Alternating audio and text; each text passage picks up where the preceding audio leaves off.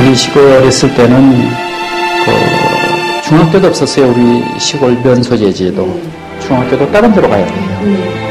근데 부모님이 이제 공부 잘하면 니 다 해줬구만. 그랬는데 사실 형편이 안 되잖아요. 그죠? 이제 그것이 기억이 나요. 그때 당시는 밥을 삼시세끼를 못 먹었어요. 우리들은 배불리 먹이죠. 근데 어머니는 식사를 안 하셨어요. 그러면서도 나는 먹었다. 배부르게 먹었다. 그것이 기억이 나요. 이렇게 내가 아이를 키울 때 잠시 일을 했었거든요.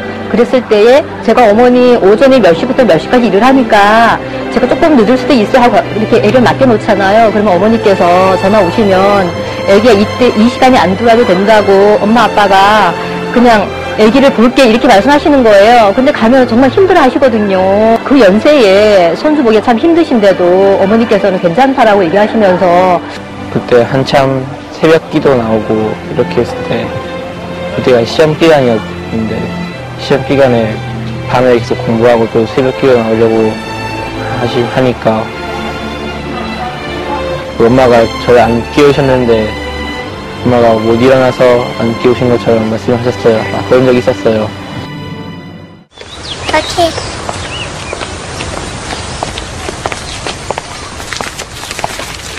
Daddy is the sweetest daddy in the world. Daddy is the most handsome. The most clever. The kindest.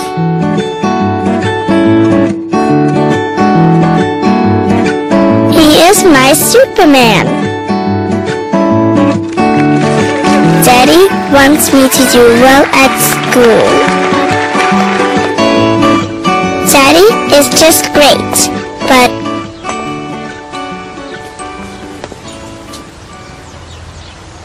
he lies.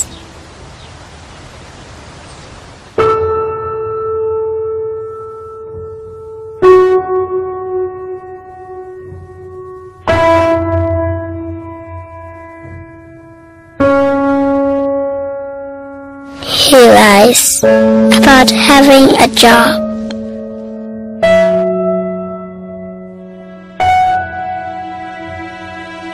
He lies about having money.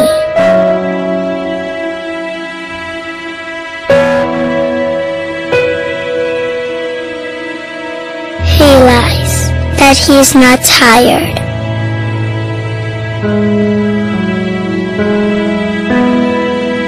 He lies that he is not hungry. He lies that we have everything.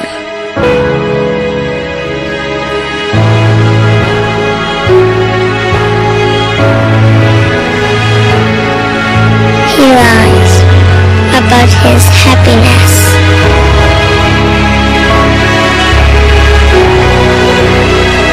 He lies because of me.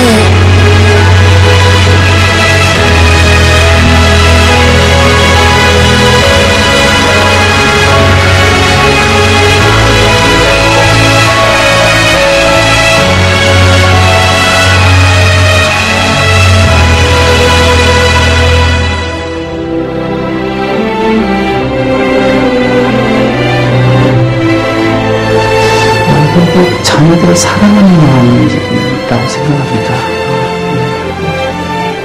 네, 부모님의 사랑은 자녀를 위해서 목숨까지도 바칠 수 있는 게 부모님의 사랑이라 생각하거든요.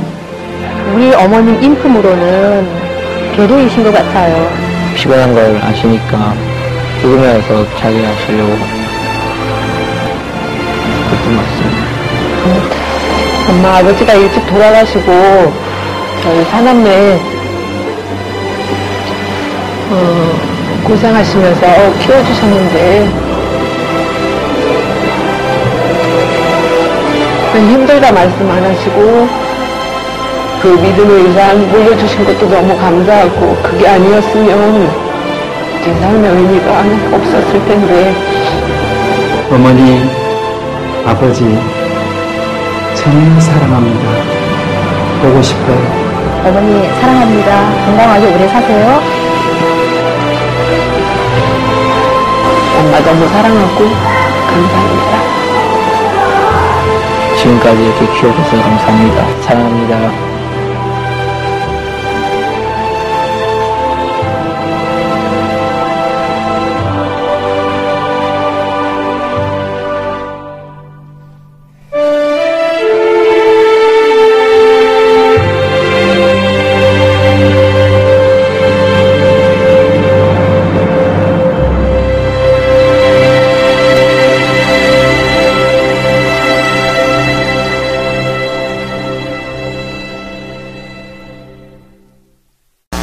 왜 어머님이 그렇게 위대한 분이실까?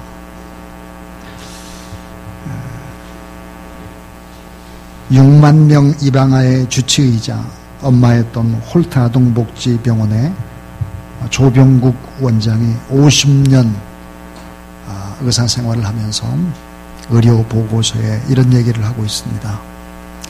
그의 책 할머니 의사 청진기를 놓다라는 책입니다. 친부모와 양부모에게 모두에게 버림받은 아이들이 있다.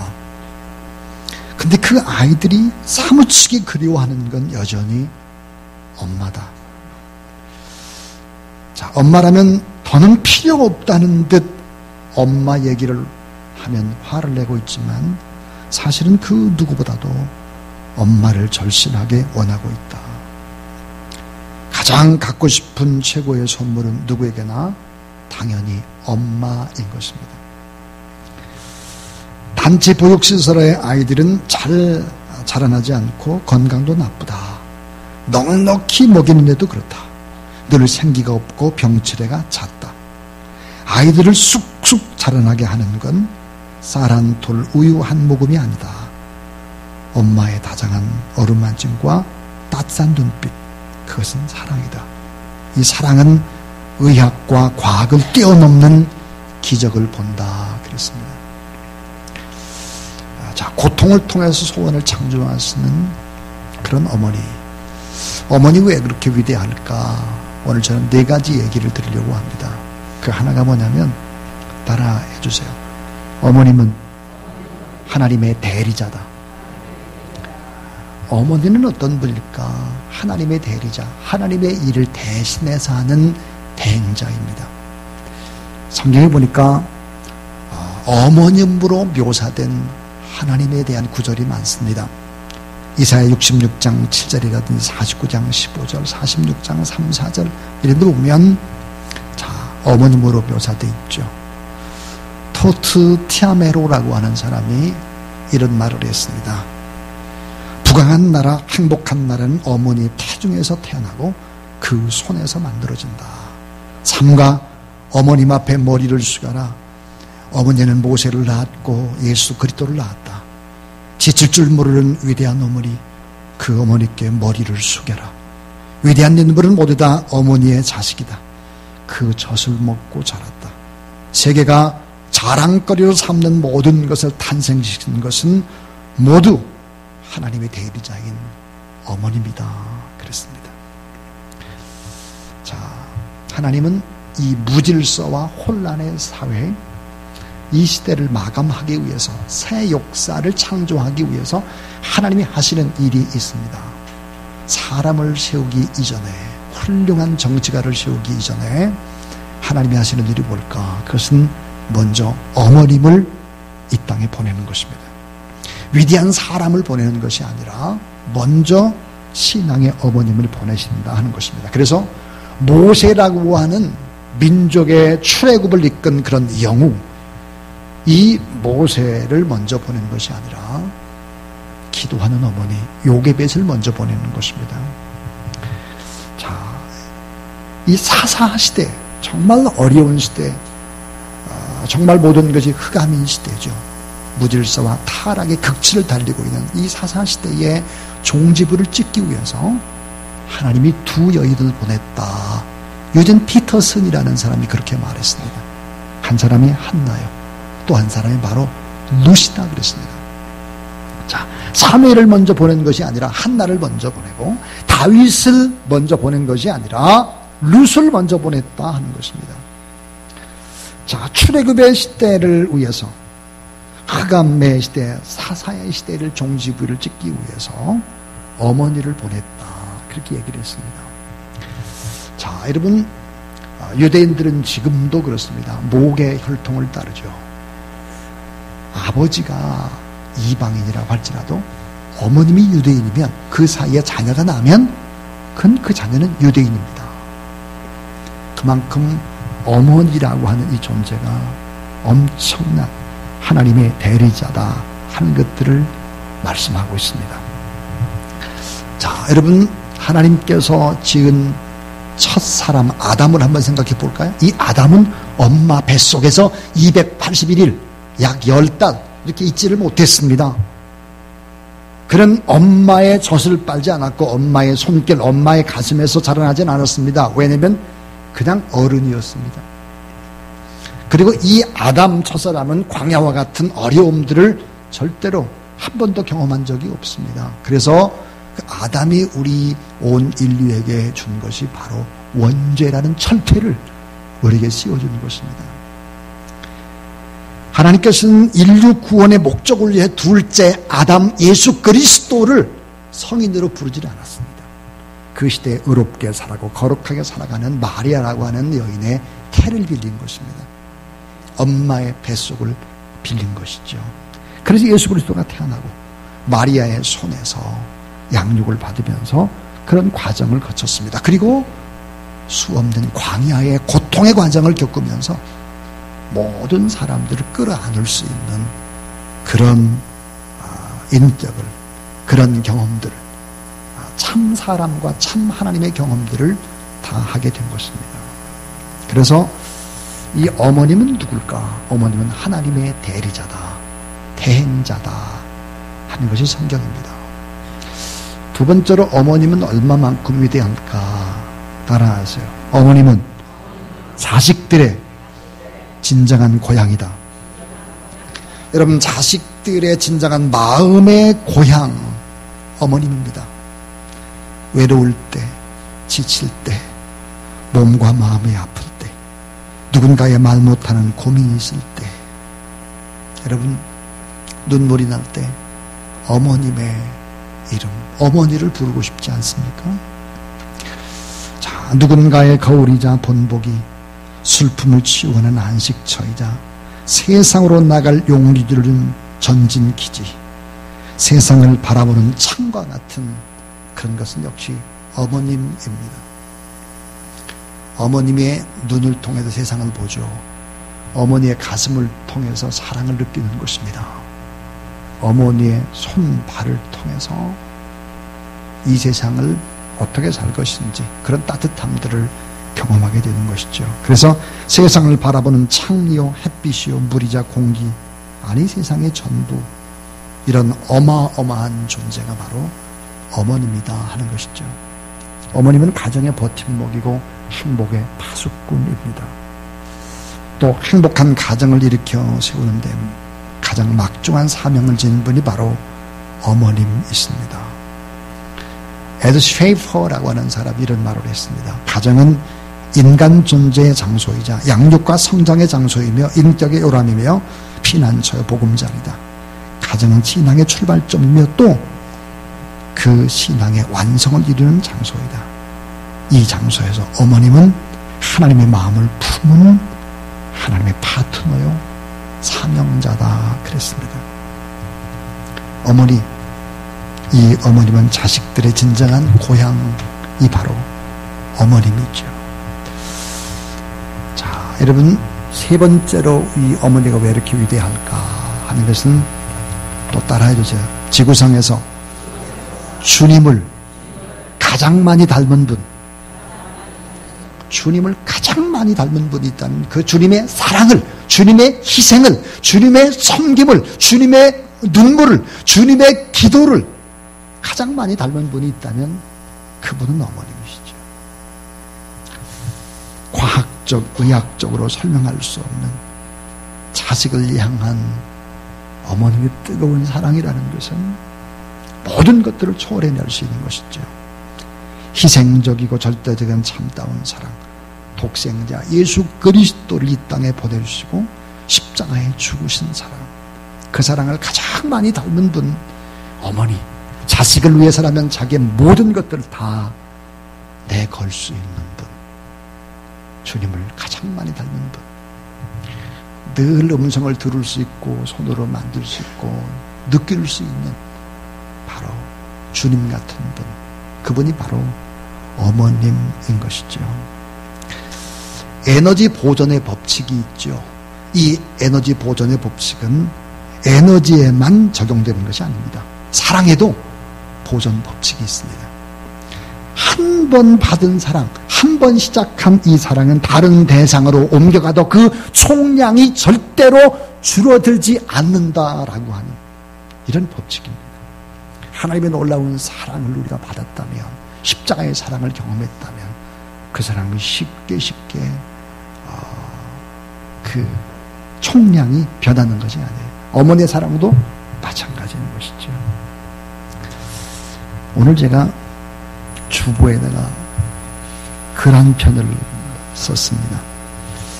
저희 어머님에 관한 글입니다. 주님을 닮으신 어머님이라고 하는 그런 시인데 제가 한번 읽어보도록 하겠습니다. 늘 새롭게 태어나야만 갈 수 있는 한 걸음 한 걸음 순례자의 여정 속에서 어머님을 떠올려 봅니다. 외로움이 오히려 눈부신 햇살로, 속으로 흘린 눈물이 모여 빛나는 소금으로 빛과 소금이 있었습니다. 사랑하는 두 자녀를 하늘로 먼저 보내시고 쓸쓸히 달빛 속에서 잠드세했던 어머님께는 시골집 문풍지 소리가 위로였습니다. 햇살 가득한 봄날에 밥 한 술 뜨시다 부엌으로 달려가시고 말없이 어깨만 들썩이시던 어머니, 말없이 사랑하고 말없이 기도하고 엷은 미소로 용서하시면서 초월의 삶을 살아내셨습니다. 억울해도 항변하지 않으시고 자식들이 그리워도 기침을 몇 번 하시고 겸손과 침묵의 작은 방 안에서 해맑음으로 사신 어머니, 주님 닮으신 당신의 삶은 봄, 부활의 봄이셨습니다. 저희 어머님이 91세이십니다. 어버이날 전화를 드렸습니다. 그리고 전화로 기도를 해드렸는데 얼마나 아멘을 크게 하시는지, 어머님이 목사님인지 제가 목사인지 잘 모르겠더라고요. 지구상에서 주님을 가장 많이 닮은 존재, 어머님이시죠. 마지막 네 번째입니다. 어머님이 이렇게 귀한 분이에요. 어머님은 하나님의 대리자라 그랬고 자식들의 진정한 마음의 고향이라 그랬고 지구상에도 주님을 가장 많이 닮은 분, 그분이 바로 어머님입니다. 그렇기 때문에 여기 있는 어머니, 또 우리의 어머니들이 어떤 역할을 해야 되는가 하는 것이죠. 따라해 주세요. 가정에서 보혜사와 같은 역할을 하는 어머니. 여러분, 보혜사가 뭡니까? 더 헬퍼입니다. 우리를 도우시는 분이죠. 우리를 살리시고 우리에게 지혜도 주시고 힘주시는 보혜사 성령. 자, 이 보혜사의 역할을 잘하는 부모님이 진정한 부모님이죠. 진정한 어머니인데 이 보혜사 성령의 역할이라는 게 뭘까요? 그건 생명과 사랑의 통로의 역할입니다. 생명과 사랑의 통로, 보호와 양육의 통로, 위로와 축복의 통로, 훈계와 교육의 통로, 용서하고 중보 기도하는 기도의 어머니입니다. 여러분, 어머님의 위대한 기도, 그것은 정말 아름다운 창조를 만들죠. 고통 속에 부르짖는 어머니의 간절한 기도와 소원을 창조해내는 것입니다. 어머니의 영향력은 시대를 초월해서 불변이죠. 이런 어머니, 귀한 어머니, 위대한 어머니. 오늘 저는 어버이 주일을 맞아서 설교를 간단하게 했습니다. 고통을 통해서 소원을 창조하신 어머니 얘기를 했습니다. 하나님은 어머니를 통해서 하나님의 일들을 대신하시죠. 하나님의 대리자입니다. 어머님은 자식들의 진정한 마음의 고향입니다. 지구상의 주님을 가장 많이 닮은 존재입니다. 그래서 가정에서 보혜사와 같은 역할들을 하시죠. 어머님이 이런 역할들을 잘 감당하는 어머니들이 다 될 수 있기를 주님의 이름으로 축원합니다. 이런 어머니를 어떻게 해야 될까요? 이런 어머니를 주 안에서 잘 공경하는 그런 여러분이 될 수 있기를 주님의 이름으로 축원합니다. 이제 방송진은 좀 준비를 해주시면 좋겠는데요. 이제 5월 8일 날입니다. 5월 8일 날 어버이날. 이제 우리 김수경 우리 집사님의 시어머니 먼저 하나님 나라에 가셨습니다. 근데 이분이 병상에서 이제 위암이 점점 퍼져가지고 폐 쪽으로 다 전이가 됐습니다. 숨쉬기가 너무 힘든 거예요. 그래서 저하고 이제 우리 교육자들이 가서 하나님 앞에 예배를 드렸습니다. 그런데 그날 새벽에 제가 기도를 하면서 병상에서 말씀을 전하고 병상 세례를 베푸는 것이 좋겠다는 마음이 들었습니다. 그래서 제가 가운도 가지고 가고 다 그래서 병상에서 예배를 드리고 나서 예수 그리스도를 믿으시겠습니까? 그랬더니 아멘. 영접 기도하는데 토박토박 따라서 다 하셨습니다. 그리고 저에게 이렇게 말했습니다. 목사님 참 좋아 보입니다. 그리고는 세례식이 끝나고 난 다음에 사진도 찍었습니다. 그리고 세례 증서도 만들어서 그분에게 이제 드렸습니다. 그리고 세례 증서도 받으셨죠. 근데 토요일부터 세례 받고 난 다음에 토요일부터 첫 번에 뵐 때는 아주 건강해 보였는데 오래오래 사실 것 같았어요. 제가 볼 때는. 그래도 뭐 몇 달은 너끈히 사실 것 같았어요. 그런데 토요일 날 기도하고 주일 날 기도하는데 오래 못 사실 것 같아요. 제 마음 가운데. 그래서 제가 어디를 가면 장례를 준비해야 되는데 그런 생각이 들었어요. 근데 목요일 날 아침에 하나님 앞에 이제 부름을 받고 돌아가셨습니다. 그래서 금요일 날이 5월 8일입니다. 금요일 날 어버이날이고 그래서 입관 예배를 드리는데 제가 그 어머니에 대한 글을 하나를 썼습니다. 한번 우리 권사님이 한번 대신 읽어주시면 감사하겠습니다. 그리움의 고향 어머님, 세월과 함께 깊어만 가는 그리움의 고향 어머님, 당신 앞에 서면 저는 자식으로도 한 인간으로서도 부끄러운 죄인입니다. 처음 말을 배우는 응얼거림일 때 맨 처음 엄마라고 불렀습니다. 당신의 피로 만들어져서 당신의 사랑을 먹고 눈물을 마셨기에 첫 마디의 언어가 엄마였습니다. 움푹 패인 밭고랑 같은 주름이 헛되지 않는 지난 날을 노래하고 앙상한 뼈가 세상 욕심을 다 버렸다고 웅변하고 있습니다.